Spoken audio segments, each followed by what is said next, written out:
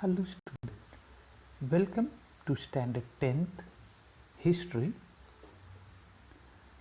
Let us continue the chapter 7th Sports and History part 5. So far we have studied the different types of game, among them indoor game, outdoor game and adventurous games. We have also seen sports competition which are held at international level, such as Olympic Games, Asiad Games and World Cup cricket and so on. Now we are going to study globalization of sports in this lecture. So let us begin globalization of sports. The field of sports in the 20th and 21st century was naturally influenced by the process of globalization. The international matches of various sports like cricket, football, lawn tennis can be watched on television in any corner of the world. Thus, citizens of the non-participant country can also enjoy these matches, although our country match is not going on and we want to witness that particular match. We can switch on our television, start the channel and we can have that match. So in this way, any match which is going on live in the countries, any country of the world, we can see that particular match on our TV by sitting at our home. For instance, the World Cup winning match played by Indian cricketers was watched by cricket fans all over the world. Sport fans scattered all over the world have significantly affected the entire structure of sport economy. Fans watch the match for entertainment. Industrial and commercial companies look at it as a good opportunity to advertise their wares. You must have seen quite a many advertises are put on even on the court, side of the court where the boundary is there. Quite a many advertises are put. So this advertisement is given over there from the commercial point of view.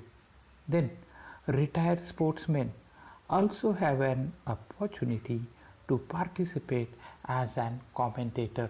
You must have seen quite a many commentators are giving commentary. My favorite commentator I would like to mention here was Navjot Sidhu, because he had a lot of knowledge regarding the games, cricket especially, and then he was quite witty in that way. He used to come out with some dialogues, some shairi, and his commentary was always coming out with something new, and therefore I personally used to like, and people used to also like it. So in this way, commentator also brings quite a lot of interest in the game. So let us continue. Game material and toys. The means and equipment for the entertainment and education of children are called toys. The means of equipment for the entertainment and education are considered as toys. Clay toys excuse me. Clay toys have been found in archaeological excavation You know that in Mohenjo-daro and Harappa civilization, at Lothal and Kalibangan, in such villages, the rattles were found, the cart with wheel was found, and a bird was found, a whistle was found. So such toys were found during the archaeological excavation. These toys were fashioned either by hands or by using molds.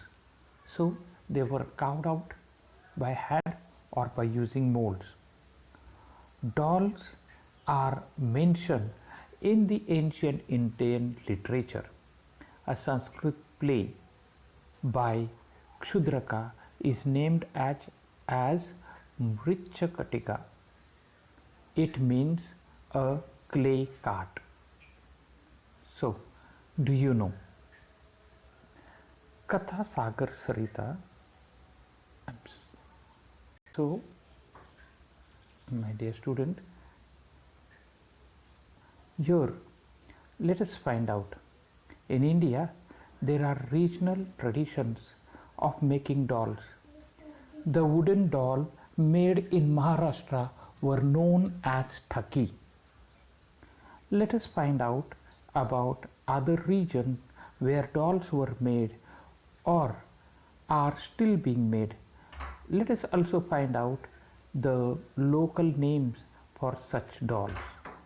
So in this way, dolls were made, my dear student, and they were named differently. In Maharashtra, Thaki is the famous dolls which are made. So, toys and history. Toys can throw light on history and technological development. We can also get glimpses of religious and cultural traditions through them. As a part of traditional Diwali celebration in Maharashtra, model forts are made. You students must be also making the forts during the Diwali time. I remember when we were small, and even sometime now also we go to make forts, and I encourage quite a many students. And on this fort, clay images are put of the soldiers, that is Maulas, then Chhatrapati Shivaji Maharaj, then Sant Tukaram, and people, ordinary people, horses, camel, elephants, all such models are kept over there. This tradition keeps the memory alive of the important role of forts in the history of Maharashtra, and it also keeps the history of Maharashtra alive. So in this way, the toys plays an important role. An ivory doll made by Indian craftsmen was found in the excavation of Pompeii. Pompeii is in Italy. It is in Italy. So this Pompeii doll was found in Pompeii is an ancient in Italy. It is dated to 1st century Common Era. This artifact throw light on the Indo-Roman trade relation. So at that time, India and Rome used to have trade relation, and therefore this doll, which were made of ivory. Ivory means the tusk of the elephant, and this tusk was carved out, and the dolls were made. So such dolls were found, and through that we can relate that India and Roman Empire used to have trade relation. Thus, toys found in archaeological excavation can tell us about cultural contract between nation in ancient time. So in this way, we used to have the cultural contacts with different countries, and give and take was going on within the countries. So this way the cultural toys and history was kept alive through that incidences, through that trade. So now in the next part we are going to study sports, literature and movie on sports.